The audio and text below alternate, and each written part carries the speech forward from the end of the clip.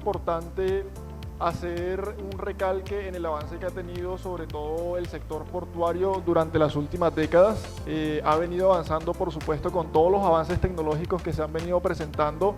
Estamos hablando de embarcaciones mucho más modernas, sitios interconectados, y todo esto a la final se convierte también en un riesgo asociado a todo el fenómeno del cibercrimen al que nos enfrentamos actualmente. Ahora, esto también tiene consigo una serie de ventajas a nivel de inversión, y es que muchas organizaciones, al darse cuenta, por supuesto, de estos riesgos, han empezado a invertir de una manera mucho más proactiva en los temas de ciberseguridad. Hay un caso muy particular, y es que en Reino Unido ya se creó, y este es un tema que vamos a estar hablando un poco más adelante, un laboratorio precisamente para estudiar cómo la inteligencia artificial se puede utilizar en beneficio, por supuesto, de todos estos temas de la ciberseguridad. Hay una inversión inicial de alrededor de 8 millones de dólares, donde se busca la participación no solamente del gobierno, sino de empresas y organizaciones de diferentes industrias, para poder apoyar y conocer y entender de una mejor manera todos estos riesgos. Ahora, hablando un poco de estadísticas, que me parece importante mencionarlo, en Colombia entre el 2023 y el 2024 el aumento que tuvo la inversión en ciberseguridad fue de alrededor del 80% en muchas de las organizaciones. Esto, por supuesto, nos da un panorama bastante reconfortante, porque entendemos que las organizaciones se están preocupando por su ciberseguridad. Se espera que para el año 2025, el año entrante, esta cifra aumente alrededor de un 19%, convirtiendo a Colombia en uno de los 5 países con mayor inversión en temas de ciberseguridad. ¿Por qué se vuelve necesario esto? Porque alrededor de entre 200.000 a $1.000.000 es el costo que tienen los ciberataques para organizaciones grandes, y aquí es donde cobra una importancia y una relevancia el sector portuario, del que vamos a estar hablando más adelante.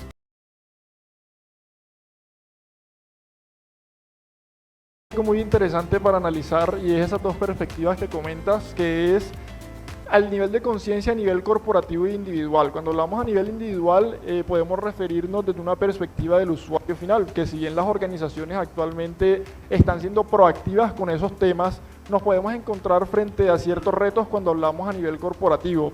Y es que hay que partir de que los incidentes informáticos o un ciberataque como tal no afecta únicamente la reputación de una organización. A la final, si bien esto es importante, el mayor impacto, y sobre todo en el sector portuario, son las operaciones que se ven detenidas. Hay casos muy particulares y que me parece importante mencionarlos, como en el año 2018 el ciberataque que tuvo el puerto de Barcelona, donde duraron alrededor de 6 días para volver a retomar sus operaciones.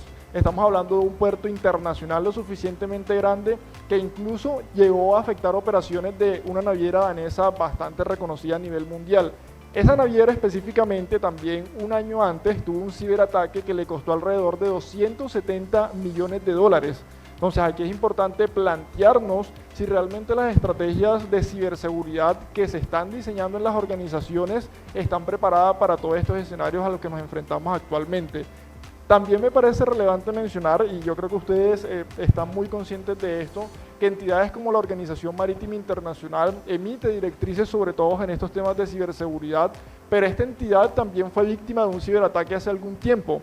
Y partiendo de esto, muchos de ustedes se pueden llegar a preguntar si este tema de ciberseguridad en el sector portuario es reciente o ya lleva tiempo. Para ponerlos en contexto, en el 2017, es decir, hace 7 años, la Organización Marítima Internacional sacó un documento con directrices donde hace o da unas recomendaciones, unos lineamientos acerca de cuáles son esas estrategias que las organizaciones en el sector portuario deberían implementar. Esto, si nosotros lo empezamos a aterrizar en temas de ciberseguridad, nos lleva a implementar aspectos un poco más técnicos, como normas ISO 27001, el marco de NIS o los controles SIS como tal. Es decir, el tema de la conciencia a nivel de ciberseguridad en el sector portuario no es algo nuevo, es algo que ya desde hace algún tiempo se viene trabajando. Entonces, si nosotros apenas estamos viendo estos temas o los estamos conociendo, deberíamos replantearnos cuál es nuestra estrategia para mantenernos al día de estas amenazas que se presentan en nuestras organizaciones, y sobre todo teniendo en cuenta lo que mencionaba al inicio, y es que este tipo de industria, al estar modernizándose, se vuelve mucho más propensa para ser atractiva para los actores de amenaza.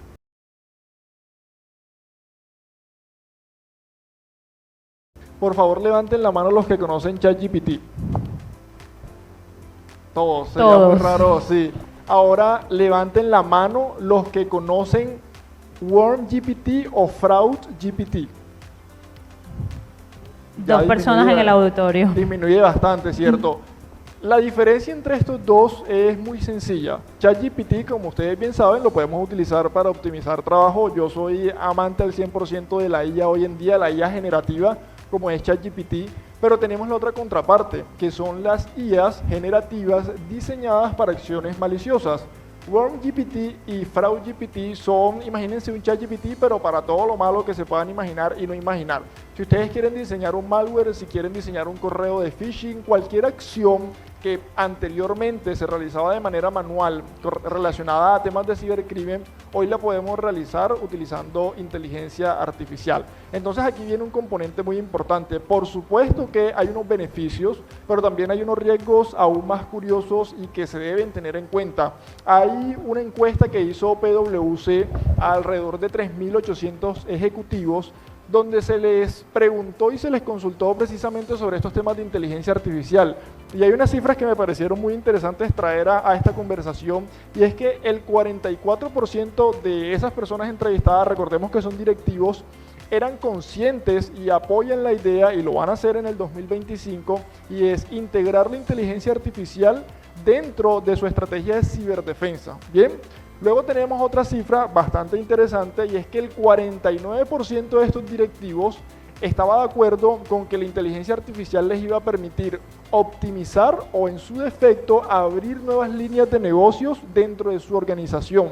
Pero hay una cifra preocupante, y es que de todo esto, el 33% de los encuestados decían que no consideraban que la inteligencia artificial podría repercutir en un ciberataque catastrófico para la organización. Entonces aquí viene algo muy importante, y es lo que hablábamos ahora, ser conscientes de estos riesgos que vienen asociados al uso de la inteligencia artificial. Por supuesto que hay muchísimos beneficios, pero aquí entramos entonces a hablar un poco, y algo que me parece muy prudente que en las organizaciones se empiece a revisar, y es ¿qué tan flexible voy a ser yo como organización con el uso de la inteligencia artificial?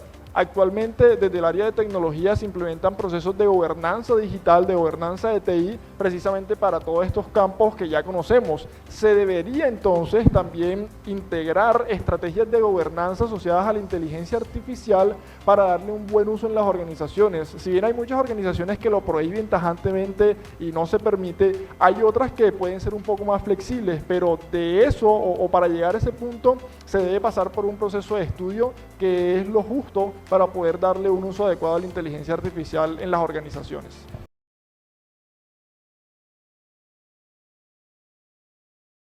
Yo suelo preguntar cuando hablamos de estos temas de privacidad con IA, ¿cuántos le han pasado alguna vez a ChatGPT algún documento de su organización para que les haga un resumen o para que lo lea? No voy a decir levanten la mano porque yo estoy seguro que aquí nadie lo ha hecho, estoy 100% seguro. Aquí no pasa eso. Sin embargo, este es uno de los principales riesgos indirectos que las personas no suelen ver. ¿Por qué? Porque estamos acostumbrados a confiar en exceso, ¿no? Si bien actualmente ChatGPT se encuentra bajo la casa matriz de OpenAI, que es un desarrollador supremamente reconocido, en teoría tiene unos estándares de seguridad bastante buenos, tenemos que recordar que ningún sistema es 100% seguro. Y este tipo de sistemas, en algún punto, que esperemos que no sea así, puede llegar a tener alguna brecha de seguridad que termine exponiendo los datos de los usuarios. Y es que nosotros, de cara al uso que le damos a ChatGPT, solo vemos la parte de la recopilación de información, ¿cierto? Lo que le pedimos que haga, pero no estamos viendo el procesamiento, el almacenamiento o cómo se comparten esos datos, bien sea dentro de los mismos modelos o con otros modelos que no conocemos, para que sigan aprendiendo de mejor manera. Entonces aquí hay una serie de retos, y es donde realmente se tiene que empezar a buscar el equilibrio de qué realmente debería y no debería yo hacer con la inteligencia artificial. Ahora, hay otro panorama que en un futuro mediano, esperaría yo, se va a presentar mucho, y es, ahorita mismo estamos utilizando programas que están a nuestra disposición y que a veces son gratis o pagamos una suscripción muy económica, pero en internet ya existen modelos de inteligencia artificial totalmente open source, gratuitos, que nosotros como organización podríamos implementar sin ningún tipo de problema en nuestra infraestructura on-premise. El problema con esto es que este tipo de modelos presentan o pueden llegar a presentar fallos de seguridad que terminan a la final por conllevar a un ataque o a un hackeo sobre ese sistema. Recordemos que la final es un sistema, no es 100% seguro.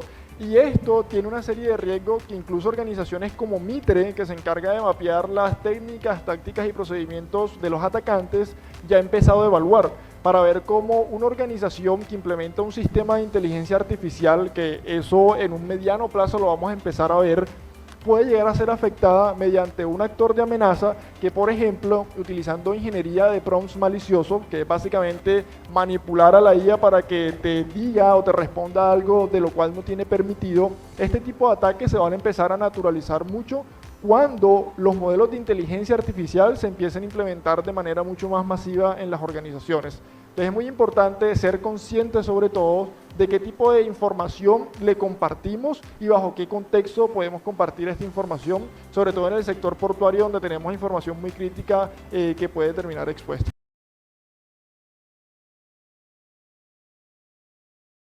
Yo lo resumiría en dos palabras, predicción y automatización. Actualmente se cuenta con sistemas, se podría decir que hasta cierto punto tradicionales, que funcionan muy bien contra los ataques tradicionales. Pero cuando empecemos a ver las oleadas de malware que utilizan inteligencia artificial, que ya hay investigadores que los han desarrollado y que funcionan perfectamente, esos sistemas tradicionales se van a ver comprometidos. La automatización de toda la cadena de ataque que anteriormente se realizaba manualmente y podía tomar un tiempo considerable, con la inteligencia artificial se va a hacer de manera mucho más rápida y se van a potenciar este tipo de ataques. Ahora, de esto no todo es malo y también van a haber unos beneficios. A nivel de predicción, recordemos que a la final todas las organizaciones generan volúmenes de datos que pueden servir pasándoselas a la inteligencia artificial para predecir situaciones de riesgo que la organización pueda presentarse, no hablando exclusivamente de temas de ciberseguridad. Entonces, el punto de esto es empezar a meternos en esa onda de la inteligencia artificial más allá del uso de ChatGPT y como altos directivos de la organización, incluso como ingenieros o como personas técnicas, ver cómo podemos apoyar a nuestra organización para que ese cambio que va a existir en algún momento sea de la mejor manera posible y nos podamos adaptar de una manera segura sobre todo. Bueno, aquí yo mencionaría una palabra clave que es el punto de partida y es conciencia corporativa. Si se dan cuenta, muchos de estos temas van sobre todo en la conciencia que tiene no solamente el usuario final, sino desde la parte directiva en el uso que se le da a esto. Y eso nos va a permitir llegar a un punto donde se aprovechen las capacidades de la inteligencia artificial sin incurrir en riesgos sobre nuestra organización. Lo ideal es que todo esto a la final encuentre un equilibrio que incluya temas de gobernanza, que sea sólido, temas de innovación tecnológica y que le permita a las organizaciones aprovecharlo. Pero el punto de partida clave me parece ser consciente de esas oportunidades que nos brinda. Tampoco es que vamos a prohibirlo totalmente porque a la final se termina convirtiendo incluso en algo mucho más atractivo para los usuarios. Eso es como la psicología inversa ahí que se aplica con este tema. Entonces generar iniciativas desde las mismas organizaciones para utilizar esto de una manera segura es la clave para un futuro realmente seguro entre la ciberseguridad y la inteligencia artificial.